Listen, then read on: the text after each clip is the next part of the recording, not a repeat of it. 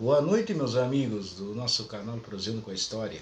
Estou gravando o primeiro vídeo à noite. Peço desculpas para vocês pela iluminação, porque tudo é meio falquejado aqui, feito a facão neste canal. Até mesmo porque a plata é curta.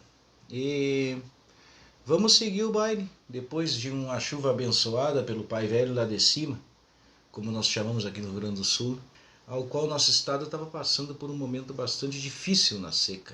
Mais de 6 meses de seca. Por isso que os nordestinos são guerreiros natos. E o meu sincero orgulho e homenagem em pertencer ao mesmo país que eles pertencem. De coração digo isso. Porque nós passamos 6 meses aqui em seca climática e acabamos por nos apavorar, enquanto eles passam a vida toda num semiárido, como é o clima lá do Nordeste brasileiro. Mas, como o nosso canal não é sobre o clima, é sobre o tempo histórico, eu vou retroceder no tempo para o século que eu mais falei aqui neste canal, o século XVIII, no estado do Rio Grande do Sul, que não era nem estado na época. Era a capitania de São Pedro do Rio Grande do Sul, que pertencia ao Império Português. E nesse contexto, por que o século XVIII? Porque nós tivemos as revoltas napoleônicas. Cara, me perdi. Não tivemos revoltas napoleônicas, nós tivemos a Revolução Francesa, nós tivemos a Revolução Industrial, a independência norte-americana, nós tivemos o contexto do Rio Grande do Sul entrando no cenário brasileiro, que nem era brasileiro e nem era cenário, era mais um contexto histórico de colônia de Portugal. Por isso que eu tenho esse apreço grande pelo século XVIII. E essa figura que eu vou falar é uma figura, que eu vou dizer uma palavrinha bonita aqui, proeminente na história rio-grandense e basicamente que nem Rafael Pinto Bandeira, que foi abordado aqui há um tempo atrás. Desconhecido, totalmente desconhecido. Quem eu falo? A pergunta idiota, de quem eu falo? Ora, eu falo de Cristóvão Pereira de Abreu, o patrono do tropeirismo no Rio Grande do Sul, o cara que desenhou o Rio Grande do Sul, o cara que foi um dos primeiros proto-capitalistas do nosso estado, que não era estado, era Império Português, e principalmente aquele que fez o primeiro caminho por terra oficial entre Sacramento e São Paulo. Ele era um antigo barão de Mauá no século XVIII e o barão de Mauá no século XIX. Só que a história não comenta sobre ele. Mas no nosso canal, que eu continuo fazendo o desafio de um canal igual ao nosso, com abordagem de temas que não se conhece tanto, ou não se conhece nada praticamente, duvido vocês terem. E aqui embaixo as descrições das fontes as quais foram pesquisadas para esse episódio. Vamos lá para essa nossa viagem no tempo e no espaço. Rio-grandense, é claro.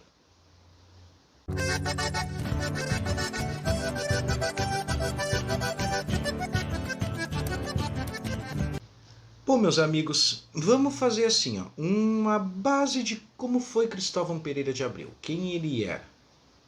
Ele foi uma figura importantíssima, mas ele não foi uma figura construída que nem Bento Gonçalves. Ele não foi uma figura construída que nem Tiradentes. Ele foi uma figura do seu tempo que trouxe muitas vantagens e muita importância para cá, para a região, mas ao mesmo tempo ficou perdido na poeira da memória e da história. Um chavão bastante conhecido nas ciências humanas. Até mesmo porque, como ele nasceu na Ponte de Lima em 1678, se sabe exatamente isso. Mas não se sabe onde ele está sepultado. Dizem apenas que ele faleceu em Rio Grande, mas não desconhecem o seu túmulo se é Rio Grande ou São José do Norte, que é do outro lado do canal São Gonçalo. Nesse sentido, é por obrigação nossa sempre trazer essas figuras que foram importantes na formação da história do Brasil, na formação da história da América do Sul. Com 20 anos ele veio para cá, para o Rio de Janeiro. Já se envolveu diretamente na famosa tomada do Rio de Janeiro, ou seja, sequestro do Rio. Já viram sequestrar uma cidade? Pois é, entre 1710 e 1711, o rio foi sequestrado por franceses. E esses franceses pediram resgate pela cidade, senão eles bombardeavam a cidade. Como de fato voltaram para a Europa, com os bolsos cheios de dinheiro, e ele ganhou um certo status naquele momento. Desse momento, entre 1710 até 1730, 32, que ele volta a aparecer na história como um personagem de certa relevância, não se tem mais nada sobre ele. Não se sabe para onde ele andou, para onde ele esteve. O que se sabe é que em 1720, eu tenho aqui meus compêndios porque as datas não são tão importantes em história, e sim o contexto geral dessas datas. Senão tu ia estudar só datas e nomes, mas não ia saber como se encaixam isso no geral. E daí que vem o nosso papo bem legal. Bah, nem fundamento, nem rimou direito, che. Em 1720, Bartolomeu Paz escreve uma carta para o então rei português, que me fale o nome, mas vai aparecer o nomezinho dele aqui, dizendo que precisaria de um caminho por terra oficial que ligasse a colônia do Sacramento até São Paulo.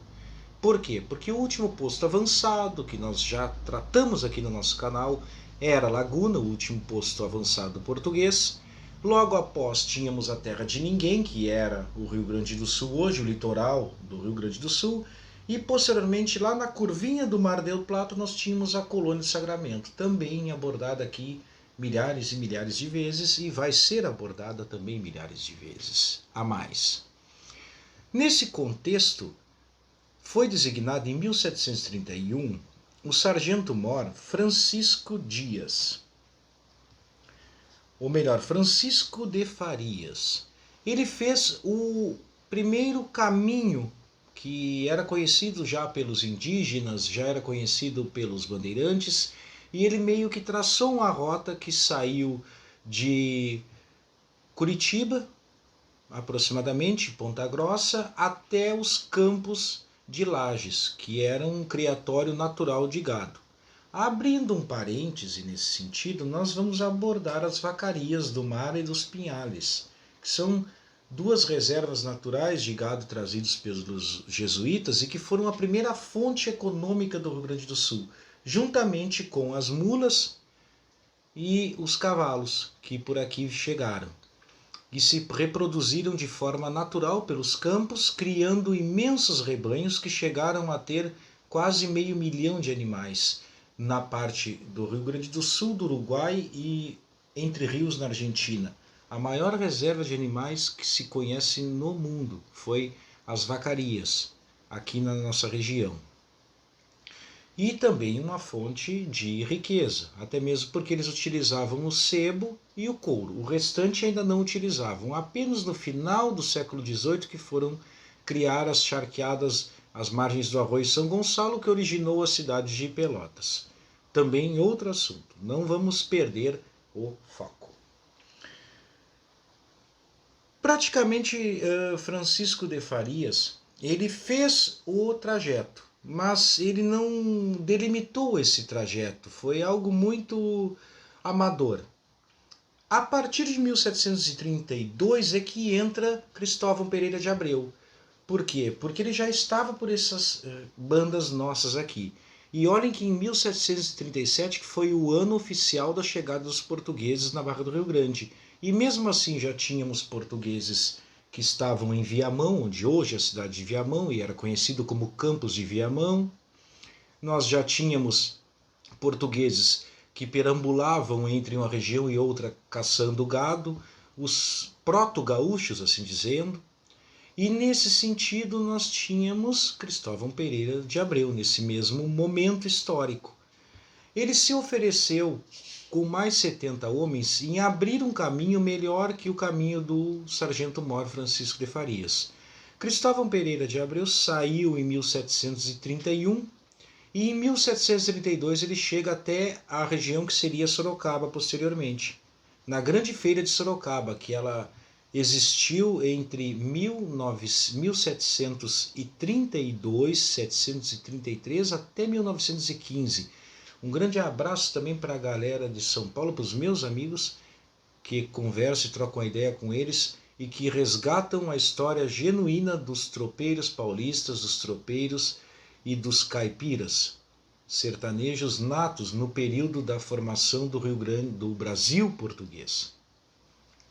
Dali em diante, o que acontece? Ele foi o cara que fez uma rota menor que a rota de Francisco de Farias, e um ano depois, em 1733, nós temos o marco inicial do tropeirismo no Rio Grande do Sul, que não vai ser abordado aqui de uma forma antropológica, vai ser abordado de uma forma no contexto de integração nacional. Em 1733, se não me falha a memória, o que ele fez? Ele juntou 3.000 animais, entre cavalos, entre mulas e entre gado, 130 peões, e partiu da região que hoje é conhecida como Mostardas e Tavares, os municípios, onde a oeste fica a Lagoa dos Patos e a leste fica o Oceano Atlântico. Na Real Estância do Bojuru, a Real Estância do Bojuru tem uma história bem legal dela, porque ela era um local onde tu guardava os animais ali, invernava os animais, como se fala, e esses animais não saíam para muito longe, pois de uma parte nós tínhamos a Lagoa dos Patos, do outro lado nós tínhamos o Oceano Atlântico. Nesse ponto e nesse contexto, ela foi uma reserva natural de animais que eram caçados na campanha gaúcha e campanha uruguaia, pois era uma disputa de fronteiras e não sabia a terra de quem era.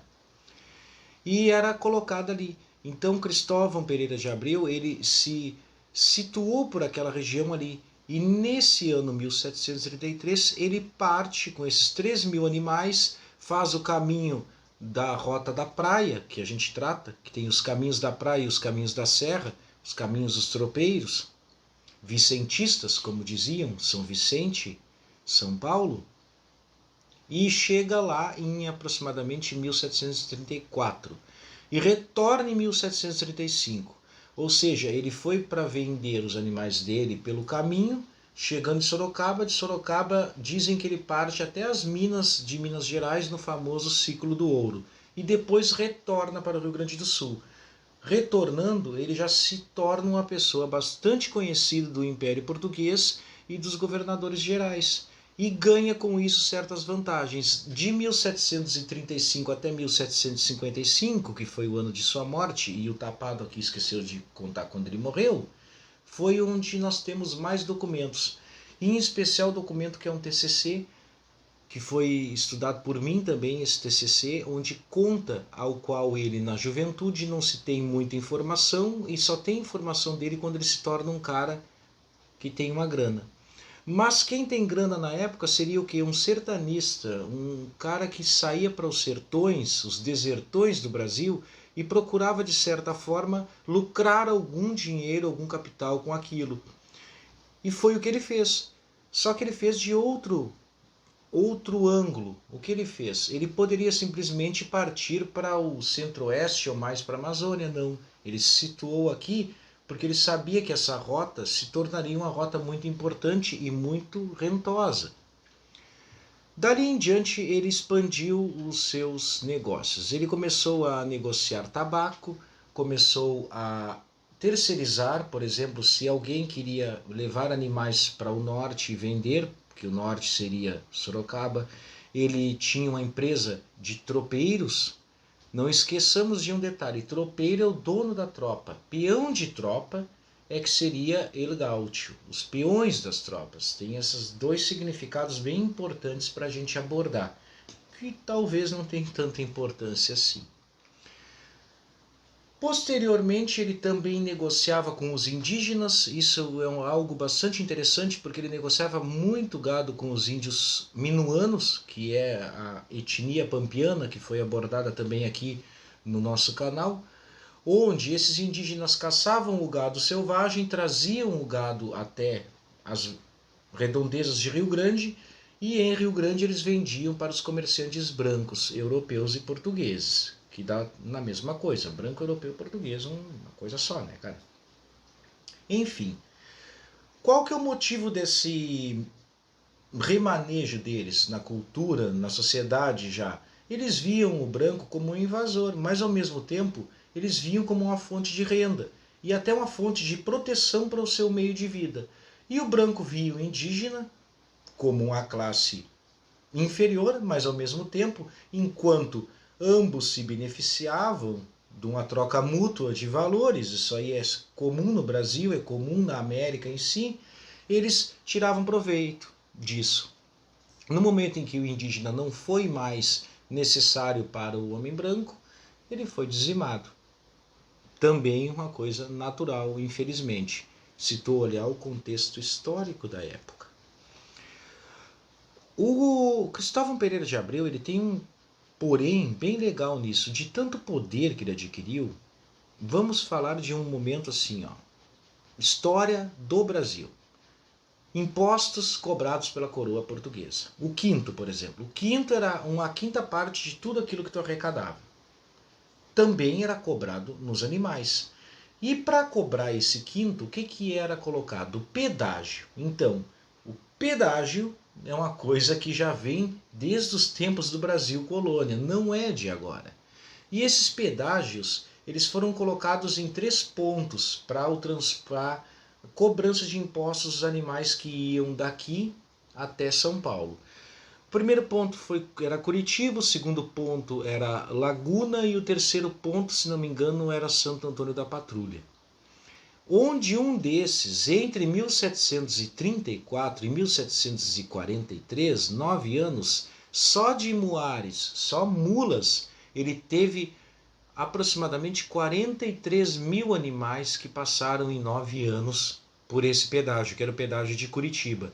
Então, se a gente juntar apenas as mulas, 43 mil animais, 45 mil animais aproximadamente, junto com o gado, que é uma res é uma vaca, junto com equinos, cavalos, tu pode notar que muito mais de 200 mil reses, 250 mil animais, eles foram transportados pelos famosos caminhos das tropas, onde Cristóvão Pereira de Abreu se tornou um cara muito famoso e muito conhecido na época, e foi fundado por esses caminhos vilarejos, como Lapa, como Ponta Grossa, como Curitibanos, Santo Antônio da Patrulha, São Francisco de Paula, Sorocaba, cidadezinhas Registro, interior de São Paulo, cidadezinhas que, se colocar uma lista ao lado aqui, vai aparecer que se formaram no caminho das tropas antigas, as tropas do século XVIII,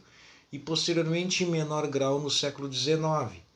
Mas, fazendo uma comparação entre ele e outro personagem abordado aqui, que foi Rafael Pinto Bandeira, digamos que ele foi o cara mais importante do Rio Grande do Sul, da província de São, ou melhor, eu sempre erro o nome, mas tonto, da capitania de São Pedro do Rio Grande do Sul, na primeira metade do século XVIII, e na segunda metade foi Rafael Pinto Bandeira, que oficializou o poder português por essa região. Já Cristóvão Pereira de Abreu tinha um poder e uma influência muito grande, que até na assinatura do Tratado de Madrid, 1750, através das pesquisas, dizem que ele foi um dos signatários, um daqueles que esteve envolvidos no Tratado de Madrid, que para eles seria muito mais lucrativo, até mesmo porque eles viam o espanhol como invasor e o espanhol via eles como invasor. Aqui nesse ponto, já ao finalzinho, eu só deixo uma reflexão bem interessante para todos, para verem o quanto a gente não conhece a história do nosso país. Nós temos figuras super interessantes, nós temos figuras importantes, nós temos figuras que deram a integração para os estados que hoje são conhecidos no Brasil e que anteriormente não eram estados, eram fontes de riqueza. E essa reflexão fica sempre marcada para mim e espero que fique marcada para vocês. O povo que não conhece sua história está fadado a repeti-la eternamente, é um ciclo isso. Agradeço a vocês, pessoal, por mais esse episódio E um grande abraço a todos e fiquem com a luz.